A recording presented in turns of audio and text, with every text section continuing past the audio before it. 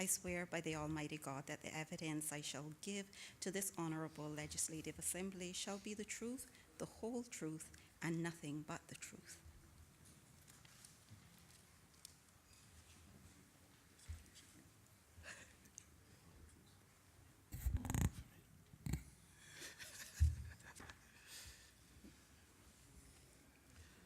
I swear by Almighty God that the evidence I shall give to this honorable legislative assembly shall be the truth, the whole truth, and nothing but the truth.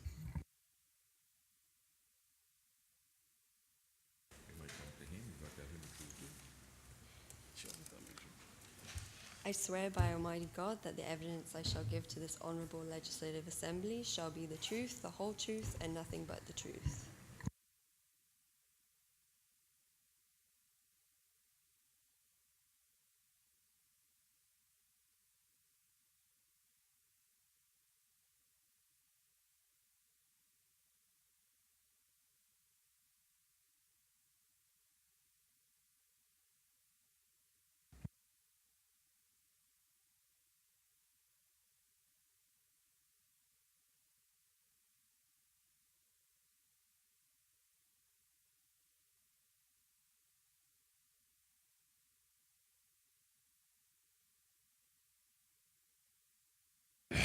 I take the opportunity to call the committee back to order. And we have with us now Ms. Teresa Inchenigi, the Chief Officer in the Ministry of Community Affairs, and she has two support staff with her. When you answer the first question, just identify your full name and position, and you only need to do it once for the records. So I'll open the floor up for questioning. Mr. Chris? Thank you very much, Mr. Chairman, and thank the witnesses for coming today.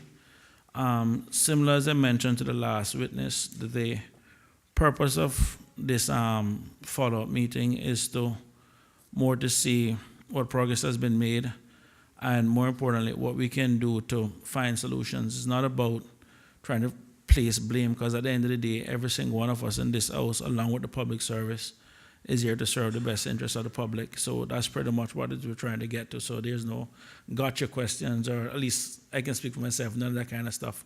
One of the things I want to open up with, Mr. Chairman, is what we just closed on a while ago.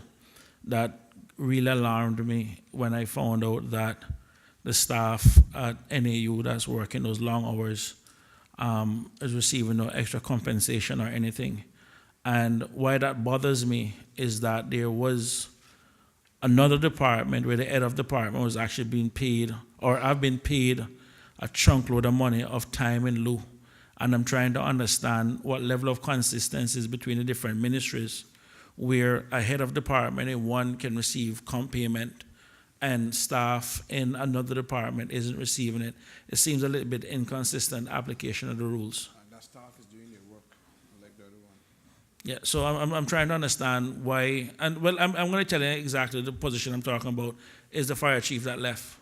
I mean, he got paid comp time for time in lieu.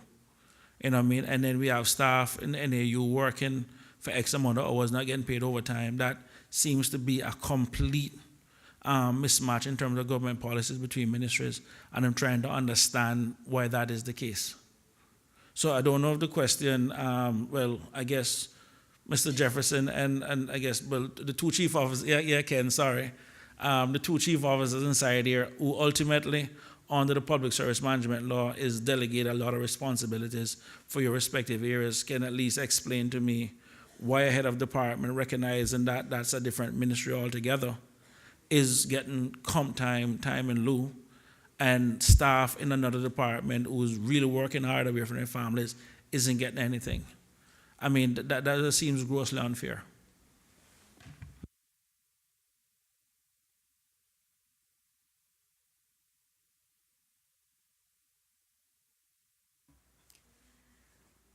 Teresa Chiniki, Chief Officer with the Ministry of Community Affairs. Before I address the question, through you, Mr. Chair, I want to take the opportunity to thank you all for having us here today to be able to answer some of the questions, to be able to offer clarity, and to be able to provide further information, not only to this committee, but to the public on a whole. We find it very important that the works that we're doing is known, because they are extensive works being done, I think rightfully recognized already. And so through today, we want to provide the additional information to let you all know about the progress that's being made, but to also indicate the works that's in plan, because we recognize that as a ministry, we cannot do it all by ourselves, so we will require ongoing support from various entities and various bodies. So with that said, I want to do my best to speak specifically in regards to the hours of staff members' work. Again, we recognize that there are times when staff members will go outside of their normal working hours. We are doing the best that we can to ensure that there is a work-life balance, because we recognize the importance of health and well-being for our staff members. And so whenever staff members are working outside of their normal work hours, we allow them to take the time back in the form of comp time. At this point, we do not have allocated funds within the budget for funding for extra pay. And again, what we don't want, especially in this field of work, recognizing that it can be stressful, we don't want our staff members overexerting themselves. So as much as possible, whenever we do have staff members that have to work outside of their normal hours, we are encouraging them to take the time back so that they can also then rest and take care of themselves.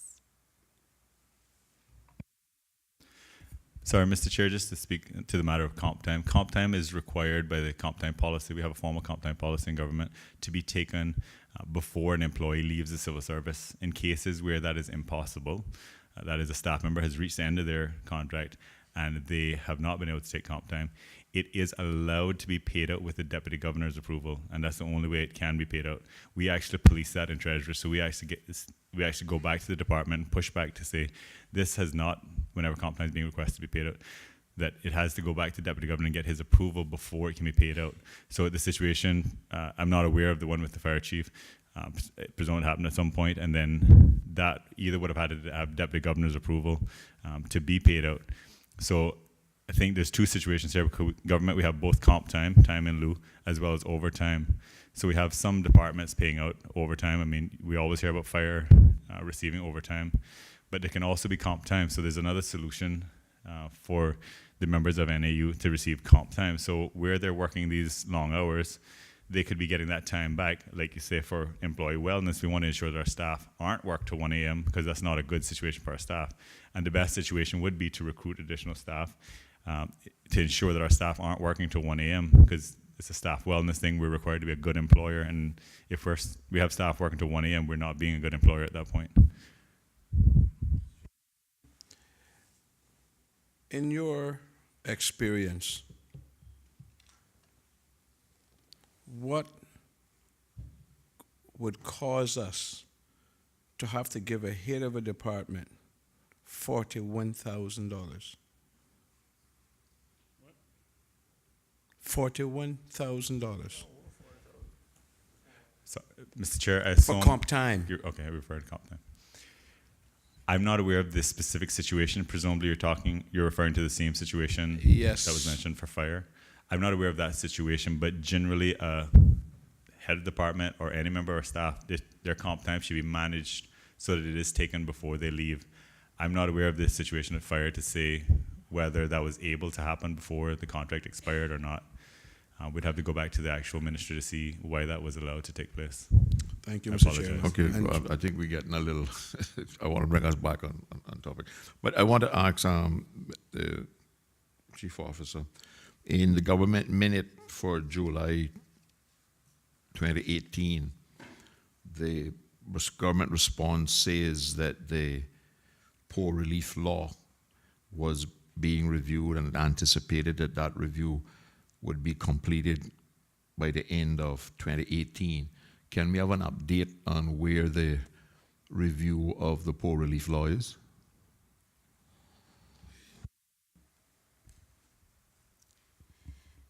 Mr. Chair, as it relates to the poor relief law, significant works have gone into the process. We have started the review process and have gone through a series of consultation as well. It's important for us to look at the law, bearing in mind that the law is dreadfully outdated and it definitely is not meeting our needs, that we take all aspects into consideration as we go through this process to ensure that we establish a fitting law. So we have gone through a first phase which allowed us to have consultation with internal departments, internal agencies. We're moving into our second phase, which looks at having dialogue and consultation with external agencies, external organizations. I have had a team also traveled to another jurisdiction to see the operations of a similar law and how we could also benefit from what they have learned from and what they have found not successful or not applicable, so that we can also try to avoid those mistakes. We are now at the point where we have a drafted law that should be readily available by the end of January. The drafted law is for us to review, to circulate, to allow for various bodies to also give us feedback before we move any further. Again, we want to ensure that this particular law that we are bringing before the Legislative Assembly will definitely meet the needs of our people and ensure that we're covering the areas that we now have gaps in. So they are processes that is still being worked on, and as I indicated, timeline for the drafted law, we should have that in hand by the end of this month, and the consultation process will continue until March of this year. When are we looking to actually have the law debated by the Legislative Assembly and passed?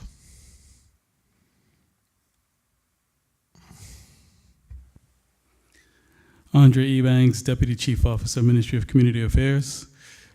I also, too, want to briefly thank the committee for this opportunity to provide information to the public on this important issue, which I think, from my perspective, is foremost.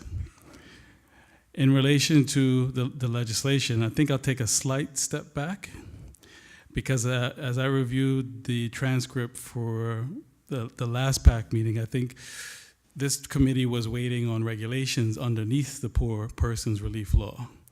And to explain why there's a change in tact is because we took a step back and said, well, if the current principal law is inadequate, it doesn't make long-term strategic sense to have regulations under an inadequate law, because as lawmakers, you're aware, regulations derive their power from the principal law.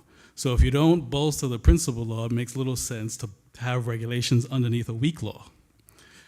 So we had to change tack, and we would like to repeal and replace the Poor Persons Relief Law with modern financial assistance legislation that will do a number of things.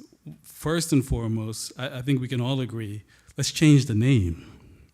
The name Poor Persons Relief Law, to my mind, might have, no disrespect to our forefathers of this house, but in this day and age has the wrong connotation. I think we need to look at our people from a transformative standpoint to provide them with financial assistance to get them back on their feet where they're able-bodied. So changing the name might sound like a cosmetic thing, but I think it's a sea change in how we approach this topic. It will also delineate exactly what are the powers of the needs assessment unit, who's eligible, who's not eligible, what are the conditions if you get a grant of financial assistance, can you appeal the process if you were aggrieved or you feel aggrieved by a decision by the unit. It would also introduce an appeals process, as I said, in a tribunal appointed by Cabinet, and then also have a proper regulation-making power where Cabinet can then have regulations that set out the operation processes. So from that standpoint, when the chief officer mentions that we have a draft back from legal drafting of the principal law that as a policy team we want to take a look at, make sure our instructions were followed. Our working group was established by Cabinet in July of 2018. We're taking it back to that working group so that they can see that instructions were followed before we send it out to an informal, wider consultation. And I really want to make the distinction here for the purposes of this committee that that draft will be an initial consultative draft. So the working group just wants to check that before we put something out in the public, it looks solid enough for that, but draw the distinction between that and a green bill. We're far from that stage. So we're inviting all stakeholders that we've identified that are relevant to this subject matter to take a look, including, and we are quite transparent, I don't think we have to be bashful in saying this, we're transparent and ask Cabinet that this is the type of legislation that I think needs to be worked up cross-party. Because this isn't the type of legislation where a company has to change whether it's going to file something between 15 and 30 days that only affects a small amount of people. This is something that if just one provision that can be taken either out of context, misinterpreted, misapplied, could impact the most vulnerable in this society. So we look forward to working with yourself, Mr. Chair, in your capacity of leader of the opposition, to have all hands on deck to improve this legislation. In terms of timing, to return to your question, we would like to bring this legislation to the floor of the House to be debated before the end of 2019. Key to that, though, is that we would like, as part of the consultation process, Q3 and Q4 of this year to also work on the regulations. So that what doesn't happen is that you have a nice piece of legislation that's sitting on the books for 2019, but it's before 2022 before we actually have the regulations. We'd like to have a smooth process in which the principal law is in hand, it's passed by the House. Maybe we have to do an adjustment here or two to the regulations, but it follows shortly thereafter. Through you, Mr. Chair, if I could add to my DCO's comments that although the process is taking us some time, the timing is imperative because we want to ensure that the contents of the law, as previously indicated, is relevant not only to our people of today, but that we can carry into the future and that will give us the guidance that we need and the foundational pieces that we need to truly ensure that services are being provided to the right people. Mr. Chris. First of all, I'd like to thank the witnesses for that update. There's one, I couldn't stand the name Poor Relief Law, so I'm just happy alone to hear that name being changed because certain things come with certain connotations with it, and that is one of them I never like. I'm just looking at the Auditor General's report, and in particular, item 7, and I'm just going to read it just to refresh the memories. The committee agrees that the Department of Children and Family Services and the Needs Assessment Unit were failed at the ministry level by the lack of strategic policy dealing with social welfare.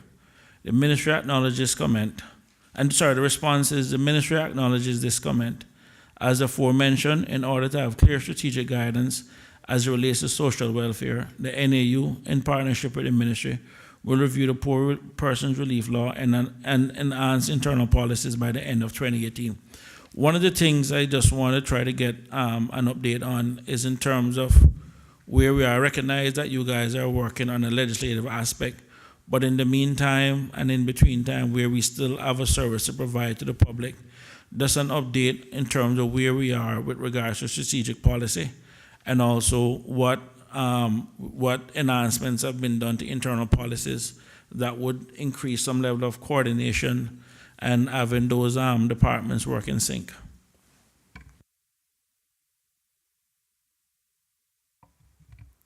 Thank you, and through you, Mr. Chair.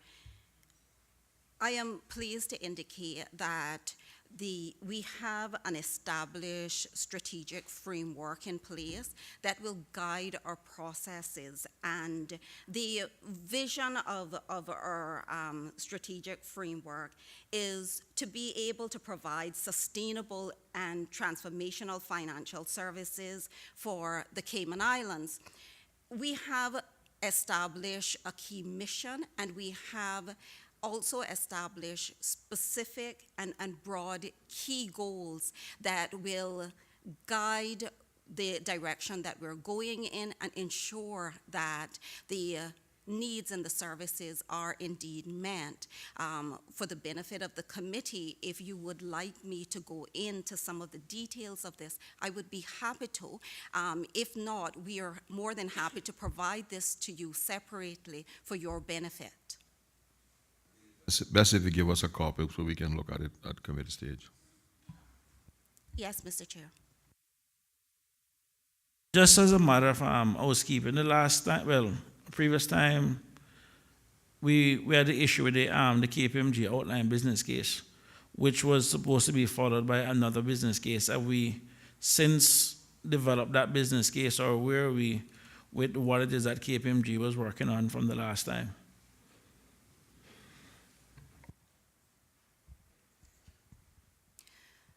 Through you, Mr. Chair, interesting enough, one of the key components in our mission statement is to provide value for money. And based on that, we have looked at the various reports that we now have, inclusive of the business case that was previously received. That information, along with other informations and other relevant documents, as well as internal expertise, we felt is more than enough to guide our process and has allowed us to establish the strategic framework that we now have in place. So with that in mind, we have not seen the need to place any further funding on another business case or any other external consultation. Well, Mr. Chairman, I apologize. I am very happy to hear that response. I had a hard time accepting us paying $130,000 for an outline business case, not even a full business case. And when you consider relief payments of $650 per month, that's actually 200 months worth of payments for an outline business case. So I am glad to see that we're not wasting any more money going down that side when we do have the internal expertise to do that. It's a sad, I am still upset that we spend that kind of money only to arrive at this point, but we are where we are. One of the things that we just wanted to touch on from an organizational efficiency standpoint is that, as per the public service management law, where U.S. Chief Officer can delegate responsibility or some HR responsibilities to NAU, we're a little bit curious from listening to the director earlier, where there were some HR decisions that seems to be made, or the bulk of it is done at the ministry level as opposed to the departmental level, and that's one of the things we're curious as to why in some cases, as the Mr. Jefferson had pointed out previously, where some chief officers delegate that, and we're a little bit curious as to why so much things is still being managed at a ministry level, as opposed to being more efficient at a departmental level. Through you, Mr. Chair, appreciating that we have the option to delegate. In reviewing our processes and in looking at the circumstances and the needs of our particular organization, we felt that it would be in the best interest of the departments, as well as for the HR process, that it be centralized. We had an established team within the ministry already, and we had 2 other officers, not with NAU, but with one of our other departments. And so by combining our resources, we centralize our HR services to the ministry to be able to provide our departments with HR support and HR services in a timely manner. And it also takes away from some of the demands that the head of department and the senior management team were faced with.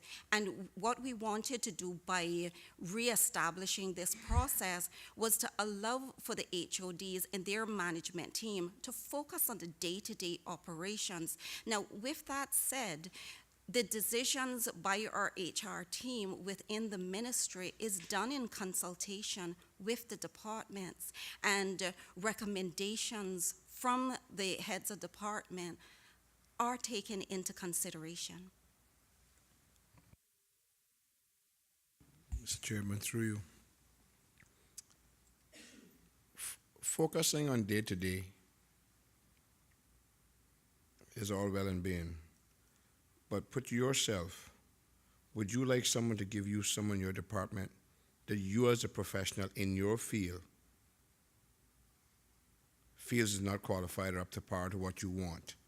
In other words, it could almost be setting you up, which this is not being done in this case. That's not been said. But thinking, if I am the head of my department, I want my bullet, you're supposed to put me in a position to succeed as my next up head. I should have some say in who's being hired. I am the professional. I know what I want. I know what's needed on the ground more than anybody else, more than any HR or whatever. Shouldn't there be more given to the head of departments to have some say in who they're saying, some veto power, or to say, yes, these are the 3 or 4 that we would like, or that I would like, that we feel, myself and my people in my department feel is right for us? Isn't that better than some HR people making decisions for them and handing them people that may not fit? Through you, Mr. Chair, again, appreciating and completely understanding the concern that is being posed. Again, extremely important for me to explain that although it's a situation where the HR responsibilities are centralized to the ministry, we completely involve the departments. Whenever it's a situation that we go through a recruitment, the head of the department, her deputy, or someone that's identified by either one of them sit on the panel, and so they are very much involved with who is selected and who is within their organization, because we very much appreciate that it is those individuals, those new staff members coming in, they will have to work with the existing staff complement and that head of department. So the recommendations in regards to who is hired comes from a panel which includes either the head of the department, their deputy, or one of the managers that they have identified.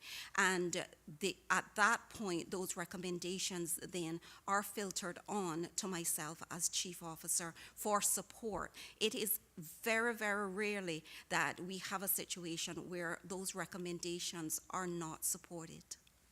Yeah. Just one last question. 2 years ago, we were told that the projected staff complement for effective NEU was 40 persons. And July last year, it was at 33. And we were, certainly I drew the conclusion and indication that additional staff people were going to be added. We're still being told today that the staff complement is at 33. Is there any likelihood that the department will be increased in the 2021 budget to up to 40 or above?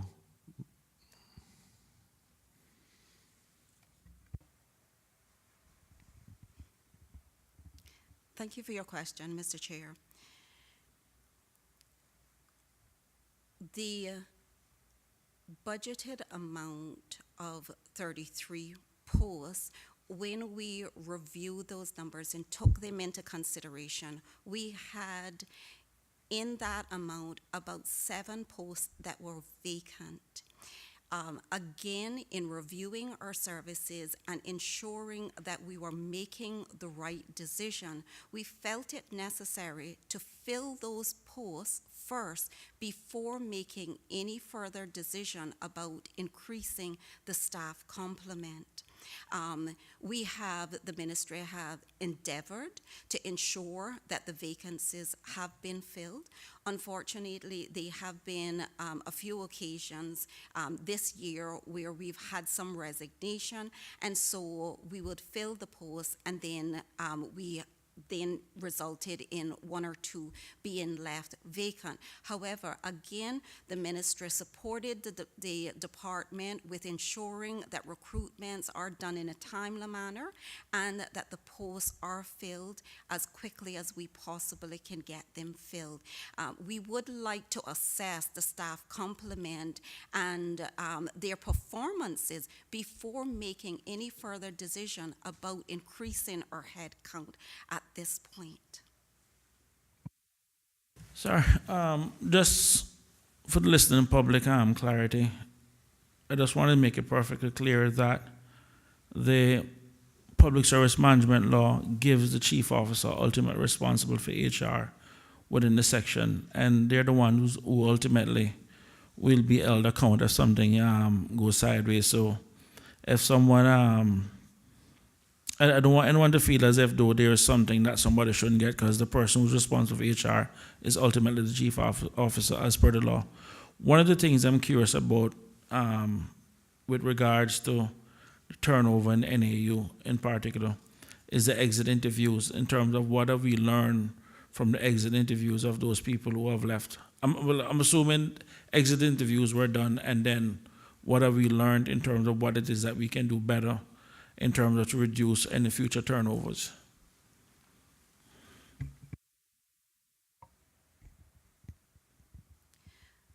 Through you, Mr. Chair, there are those occasions where, unfortunately, we invite persons to do exit interviews and they choose not to.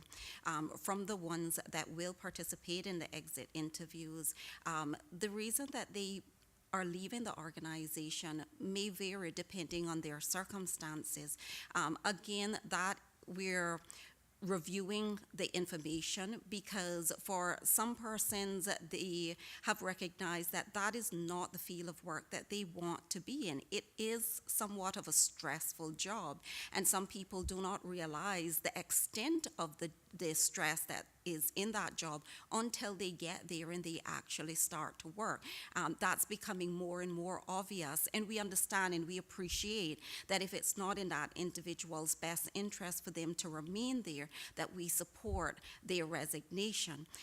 There are other aspects for us to look at and to also take into consideration, and again, whether or not it is a situation where the training needs of the individual is at the level to meet the demands within that organization is something that we also are looking at reviewing. I'm mindful that staff members, for example, within DCFS require at least a bachelor's degree to truly be able to deal with the complexity of the cases that they face on a regular basis. And so it might be necessary for us to look at the training needs within NAU of the staff members as well. I understand and I appreciate and we completely support that there are some internal training that is done within the staff at NAU. But again, we're going to have to look at this a little bit closer to ensure that the staff within our organizations are truly able to meet the needs of the clientele that we have. With that said, to go back to the exit interview, we are looking at the information that is received and taking that into consideration as it relates to the direction that we go in to best meet the needs of our staff members as well as the clientele. So just for clarity, the ones that did actually do the exit interview, what was primarily the main reason why they basically left?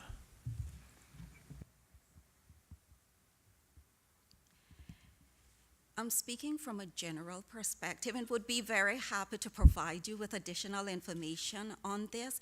But again, for some of them, it was that their career is taking them in another direction. Some of them have made the decision to go back to school. It's been various reasons, and I'm not shying away from the fact that some persons have recognized that they're just not able to deal with the stress of the job.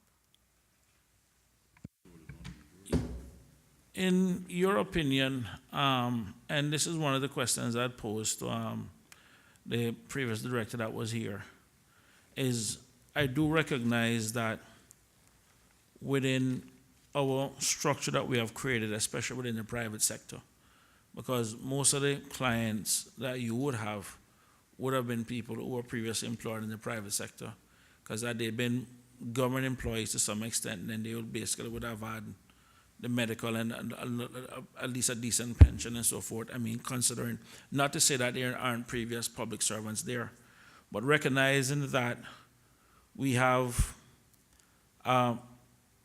pension law that basically will have people pension run out halfway through between when we put them out, when they go to retire versus the mortality rate. That's the kind, I don't know if you had caught the previous thing, but just to kind of give you an idea. I mean, within the private sector, 10% pension contribution, which basically means over a 10-year period, you'd have accumulated 1 year salary. And if you work in 40 years, you'd have accumulated 4 year salary. And even if the market was to double your money during that period of time, you're talking somebody roughly 8 years worth of salary in terms of from the private sector. Then when you consider that our mortality rate of men going at 79 and women going at 84, you're talking about males needing at least 14 years worth of salary post-retirement and females looking at around 19 years worth of salary post-retirement. And then I remember from the budget when the CEO for Cineco was here, because a lot of people, as soon as they retire from the private sector, they go into Cineco, and he had remarked that the true cost of covering a person at that age is between $1,300 to $1,500 a month.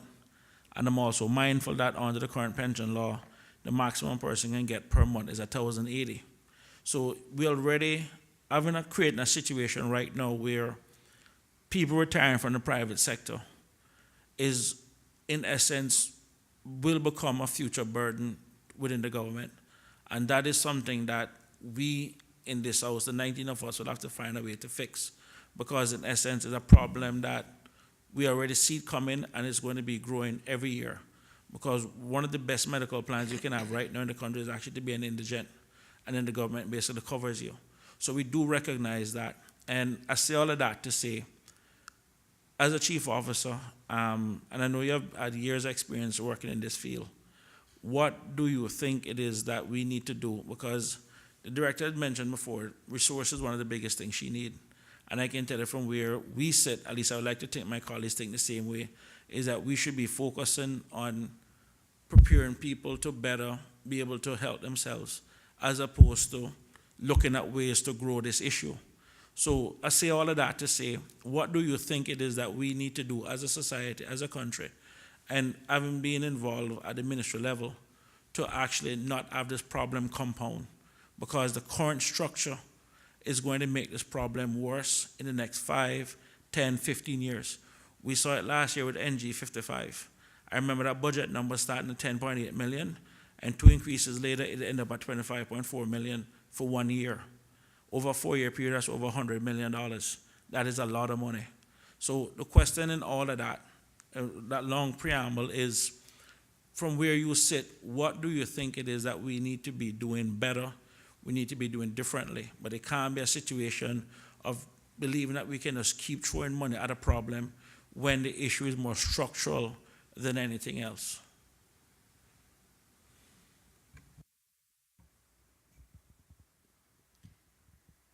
Through you, Mr. Chair, that's an absolutely brilliant question, and it's very much supporting the direction that the ministry is focusing on and the direction that we're also wanting to look at and take into consideration. The ministry's overall vision is to empower people and enhance lives. So we don't want to find ourselves where we continuously face a problem and throw money at it, but rather we want to be very focused on some of the preventative pieces. With that said, it is not an answer that, or it's not a question that has a straightforward answer, and it will require proper planning.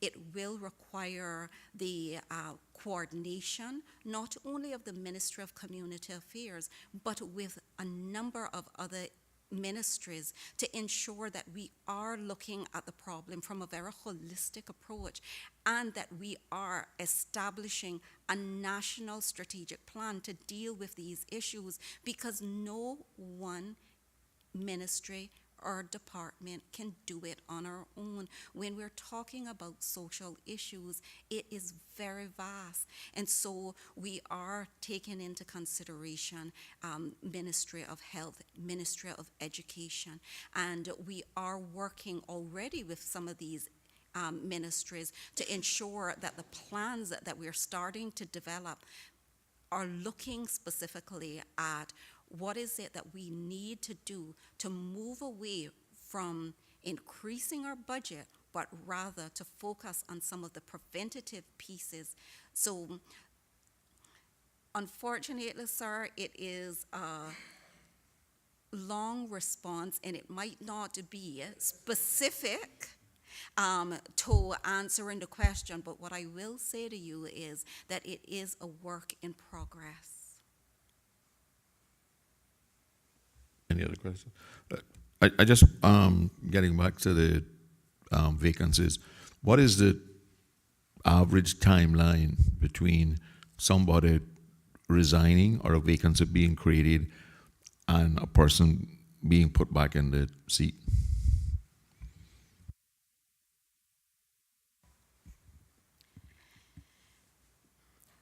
Mr. Chair, the process as it is now, once we receive resignations from persons, the advertisement is sent out within that week. The longest period of time in regards to the advertisement process going out is a 2-week period.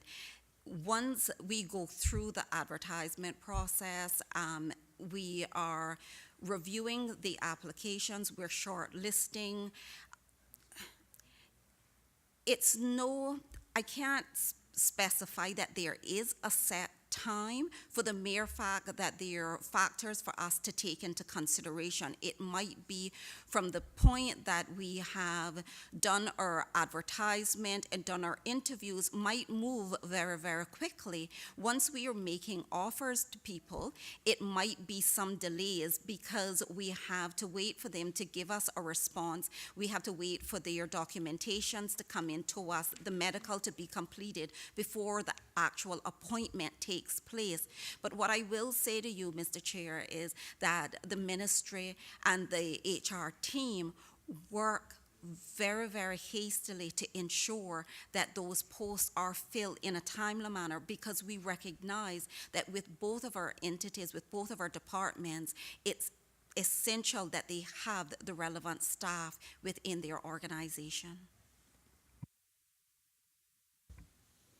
If there are no more questions, let me take the opportunity to thank you for coming.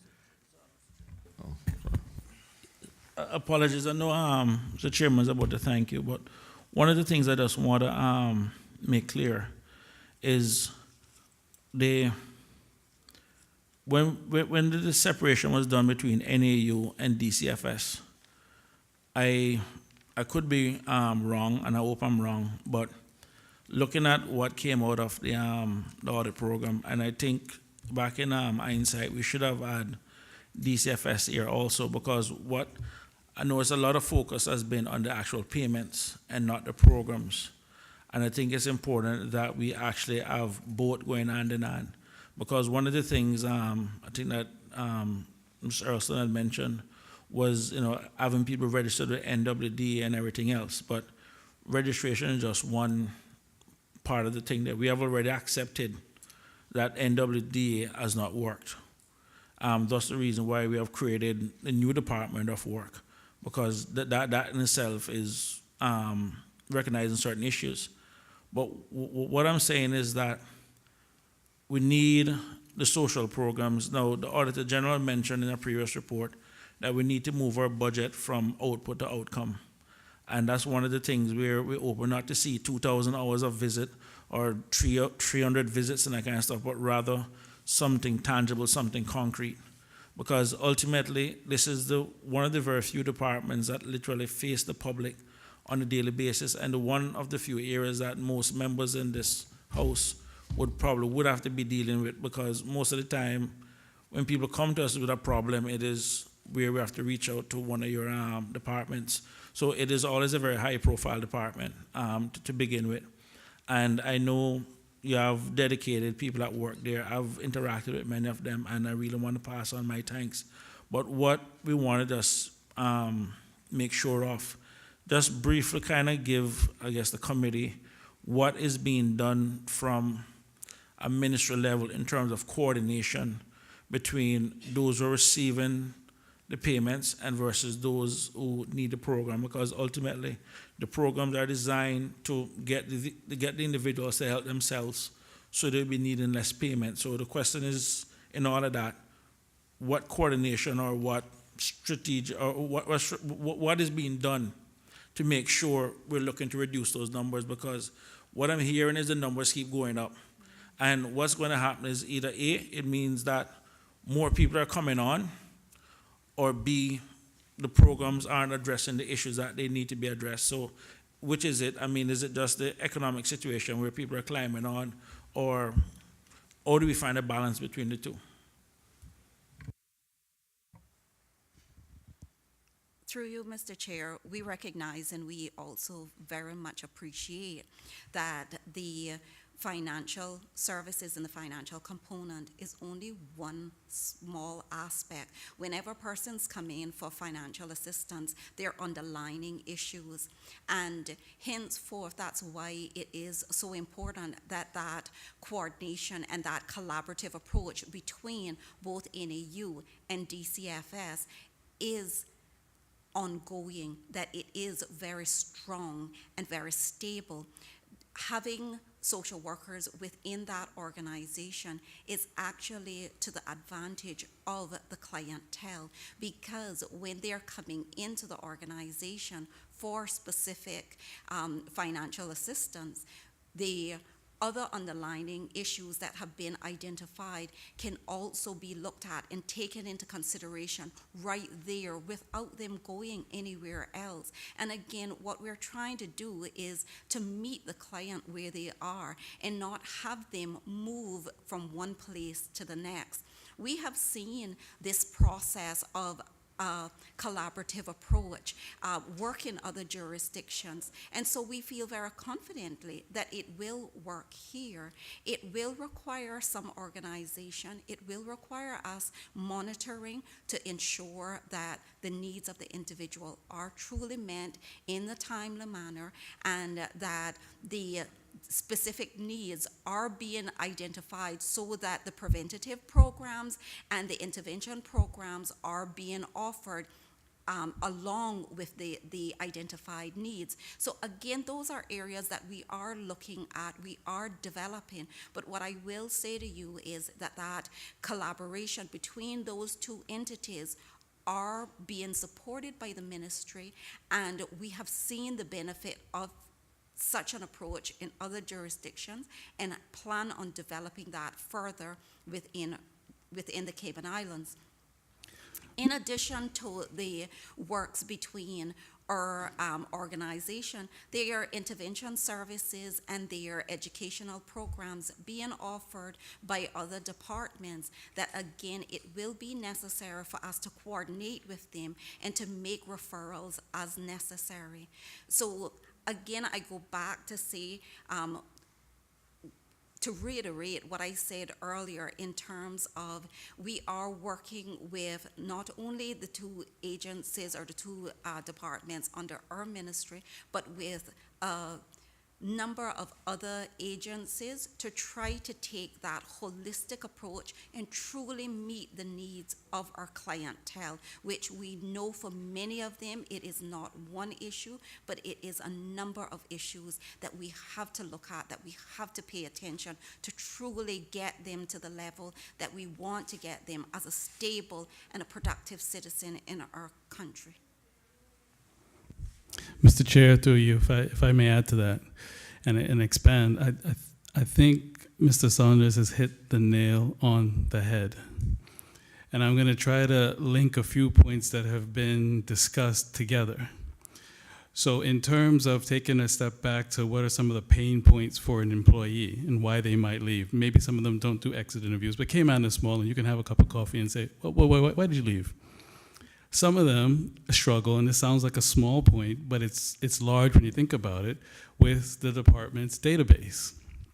So if the database is outdated and the technology exists within government and other departments that can make their life easier, that's taken them something 3 hours to do that the computer can do in 5 minutes, that would then obviously impact an employee's life. To paint a picture for the public, Mr. Bush has an iPad. Imagine if he had a typewriter over there. Imagine the amount of time that it would take him to perform a function. Now you take that and think about it from the client's perspective. So that's the employee's perspective. From the client's perspective, the database being expanded is also to improve the reporting and the statistics of the department. So you asked, there's 2 points, Mr. Saunders, that I want to pick up on. One, you mentioned that it's a high-profile department, and you will feel the pain of it because you will feel a constituent coming to you. So think of it as cause and effect. This ministry is dealing with the effect. So we're not dealing with the underlying cause. By the time the problem gets to us, the bomb's already gone off. We're trying to help the person once the bomb's exploded. So I'm not saying that to pass the buck to other ministries, but it's going to take a coordinated effort amongst ministries to deal with the root cause first before you can help someone for financial assistance. So think of it this way. You used another word in your question called structural. This is why I think this House struggled with a question in a finance committee debate, I think last year, where one of the members of the opposition says, well, how is it that the government has a budget surplus and thriving industries, but then you still have people who have financial assistance? The reason for that is that there are folks who might call it embedded poverty, and there might be people who call it structural poverty. But it's because there's a category of individuals, either that they're aged, they're unskilled, maybe young mothers with small children, the children themselves, that the economy will bypass because of their circumstances because they're not marketable and as attractive as maybe a skilled worker. So what we have to do in this country is to take find out what's happening with those cases, stratify the database so that we can now mine the data that NEU is bringing in. So people are coming in and the volume's coming in, but what we're finding is that until we enhance the database so that we can drill down and categorize the clients and see who's in which category, who exactly is able-bodied, who's coming in because it's a foreclosure, who's coming in because they're underqualified and are doing a job that they're not making their potential earning power. Until we do that, to then be able to arm the other ministries with that data, it's going to be really, really difficult for this to be fixed. And then your question is absolutely right. It just mushrooms year after year. And that is so I wanted to give this committee some tangible outcomes, that when we say database, it's not just an excuse. There's a real reason why we want to enhance the database, to pull out the evidence, to be able to arm the other ministries. There's a real reason why we want to update the legislation, to make sure that it's fit for purpose. So these isn't just pie in the sky mission statements and we'll come back in a year and spin our top in mud again. We're designing tangible goals to get to the end result, which is to enhance people's lives. Beautiful. You made it crystal clear. The bomb has gone off, and that's when you all get that. Who's responsible? Sir, you're also talking preventative, building up. Is it the DCFS who is responsible for programs? Can I access that? Their programs, no, it's a good question. Their programs are, again, in relation to someone who's already suffering from something. The programs I'm talking about is whether or not, from the instance of a child, has the education system benefited to that child, that they've reached their maximum potential, so they never have to go to DCFS in the first place. Yeah, I believe you, Mr. Chairman. Education, we know that's another rotten egg on its own. Are there any programs that the DCFS are presently putting on? And my question is, what are they doing anything in the districts? Yes. You want to speak to the restructuring? This is a good opportunity.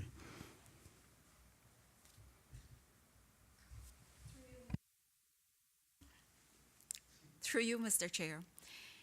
There are various programs that are being offered in the community, and we are also looking at how do we continue to establish some of the services as well. We have gone through a restructuring process for DCFS, which allows the organization to be divided into specialized teams. We have various teams now that the officers are responsible for elderly and disabled. We have another team for youth services. We have another team that is responsible for adoption and foster care. Again, these are areas that we continuously look at, we're continuously reviewing. We have established community development officers. Again, that is an area that we are looking at expanding in and developing those services so that our officers are providing some of the intervention services right in the homes and right in the community. As we think about our foster care program, for example, what we would like to see, instead of our children coming into foster care, we would like to have established foster care families that are jointly working with other families in the community. So we're not removing children from their household, but rather we have two families that are supporting each other, that are working with each other. Those are some of the programs that are being developed. Some of the intervention services that are not readily available within DCFS, but is applicable to our clientele, we have partnered up with some of the other agencies because they're already offering some of the services. Some of the parenting programs and some of the other intervention programs are being offered already in the community. So what we're doing is partnering with other entities to ensure that the services are being extended to the clientele that need to benefit from it. Are there still room for growth and development? Yes. Is it an effort for us to continue to address some of these concerns and some of the issues? I think that we have a perfect opportunity now because of the specialized teams that have been established within DCFS to truly meet some of the needs in the community and work with the agencies that are already providing services in the community at this point. Now, the one thing I didn't hear in there, because I know it was a three-section question, 3 questions I really asked. Can you name any programs in the districts? We're interested in to know. And yes, we want, because we don't want to be in any adversarial position. We want to work. And we're almost on the ground where some of us are on the ground just as much as anyone else. And a perfect example to tell you how things have gone awry. The courts gave a young man community service. I wrote in and requested the young man, because he's a man with big man with children, for his assistance to help with the children at West Bay Primary School. You know what the department up there told me? They couldn't give him to me. They sent him to the Humane Society to walk dogs. Now the dogs were more important. Now that's a policy, they told me. So that's just to tell you why we're asking these type of questions on this particular one. But can you name any programs in any of the districts, please? Through you, Mr. Chair, for the benefit of the entire committee, it might be best if I was able to provide a listing so that I am not providing inaccurate, nor am I providing or eliminating any information from the committee members. So I will be happy to provide a list of the services that are being offered. I'm mindful that it also depends on the timing. Some of the programs cannot be offered all year round. So I will provide you with their annual schedule so that the committee members will have an indication of some of the services that are available in the various districts and in the community on a whole. Hold on. Mr. Chairman, just want to say, first of all, thanks to the Chief Officer and our team. One of the things I think is important for everyone, and especially the members of this House, is to recognize that this is not a problem that is only for the ministry. This is a problem that every single one of us inside here shares, and that's the reason why I guess we have taken the tone that we have taken today in terms of not trying to go back and see what the problems in the past was, but rather to see what we need to do to fix it going forward, because at the end of the day, there's no future in the past. And one of the things I want to publicly commit here today is that whatever programs are being done in Bordentown, call on me. I would be more than happy to help, promote, and push them out there. I know this is one ministry that's taken a lot of blame within the public, and public will always criticize, and I accept that. But at the end of the day, we must always seem to be being part of the solution as opposed to part of the problem. And this is not just something that we can just leave on the ministry, as I said before. So, and if there are any other programs going on anywhere else, just send it to all the members of this House, because at the end of the day, if they don't want to roll their sleeves up and come out and help you guys to deal with a problem that they themselves have also created too, because this body have created some of those problems that we have in society. Let me know so I can go beat them on the political trail. But I just want to say, Ms. Teresa, thanks very much for coming here today. Like I said, I know it is a stressful ministry you have. It's one of the very few that faces the public on a daily basis, and you will take the criticisms. And I don't want anyone listening to think that the PSC has gone soft, but rather to echo the point that this is a problem that is not just for the ministry, but for all of us in society.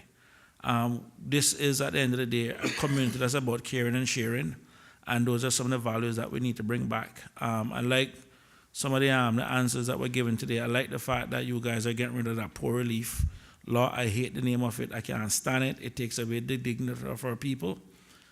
So I just want to say, on behalf of some of my committee members at least, thanks for coming, and, really appreciate what you guys are doing, and, whatever we can do to help us, let us know. We're still on the same team here. Yes, and could you pass on to your staff at NAU especially, we appreciate the hard work. You only hear the criticism, you never hear the praise. But tell them thanks very much, and for the long hours, because believe you me, I have seen it personally for myself. after 10 o'clock, after 11 o'clock, you see staff at work. That's unbelievable. And to find out today that they're not getting overtime, that's poor.